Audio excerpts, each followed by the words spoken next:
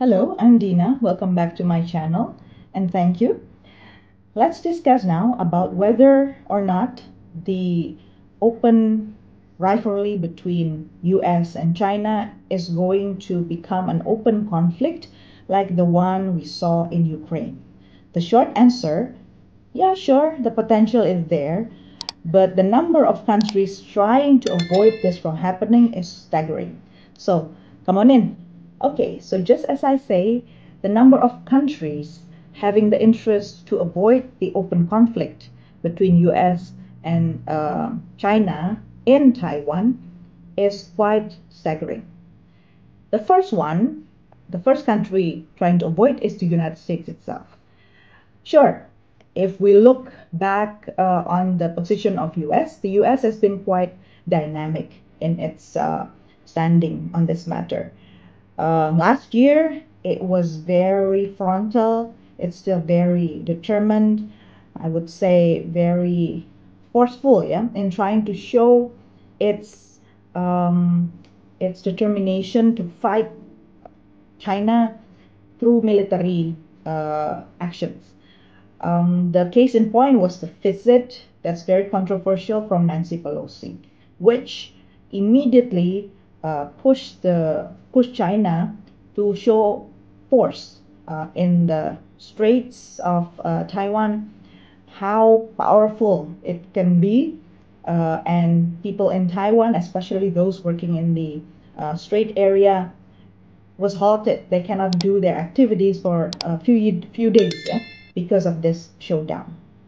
And afterwards, U.S. also show determination to finance more buying of um, military weapons to Taiwan. But notice what happens now. Internally, United States is facing financial challenge.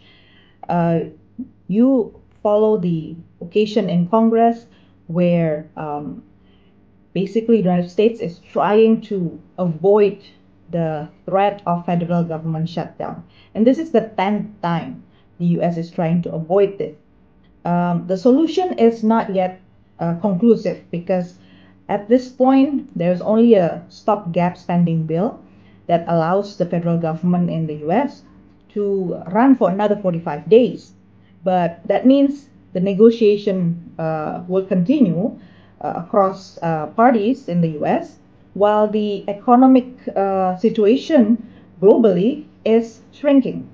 The OECD countries is projected to slow down in its economic growth uh, to the level of only 2.2%.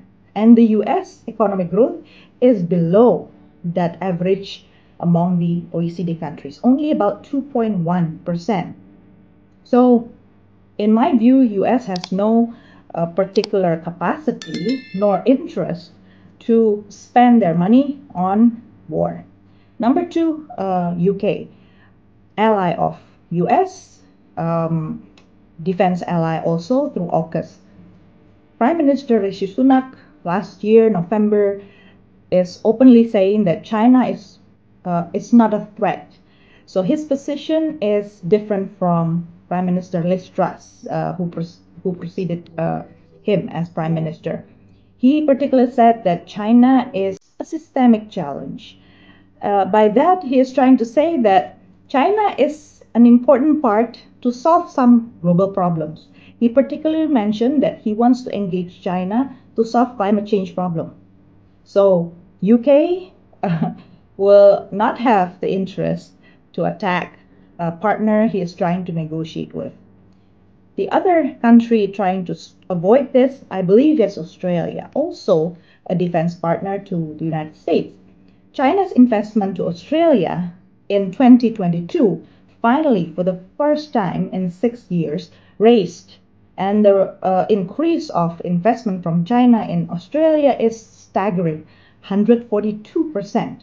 So, would you attack your investor? I don't know. I don't think so. The other country not having the interest to having open conflict with China is India. India's growth is now higher than China.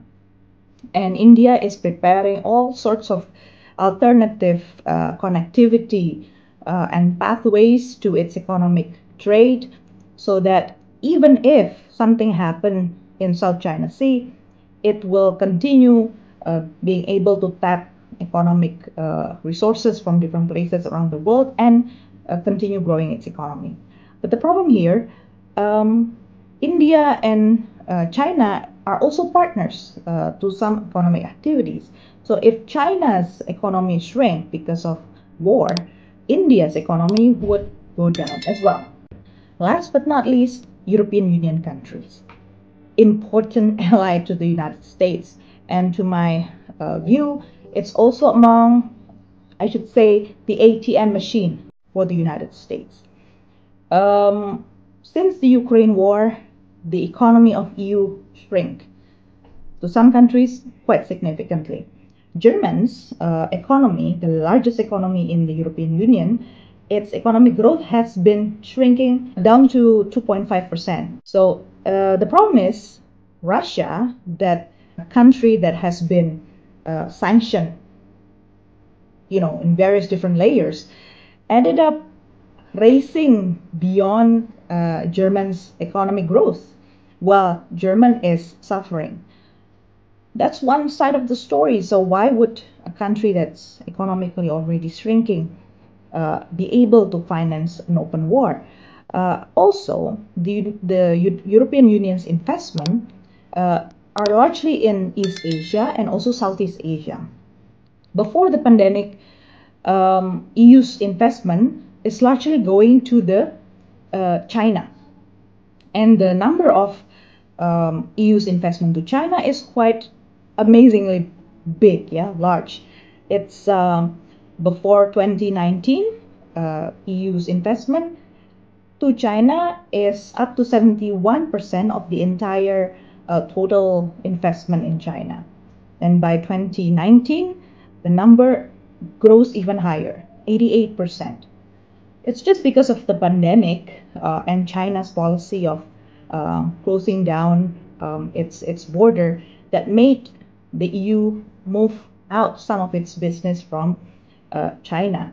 And today, their partner is diversified to Southeast Asian countries such as Vietnam, Philippines. Indonesia is also trying to negotiate on it, and several other countries in Southeast Asia. So again, why would you shoot your own feet even more, hurt your economy even more by opening conflict, open conflicts with China in Taiwan? So that's it from now. Thank you for watching. Let me know your comments. Please subscribe, share, and like. Thank you so much. Until next episode.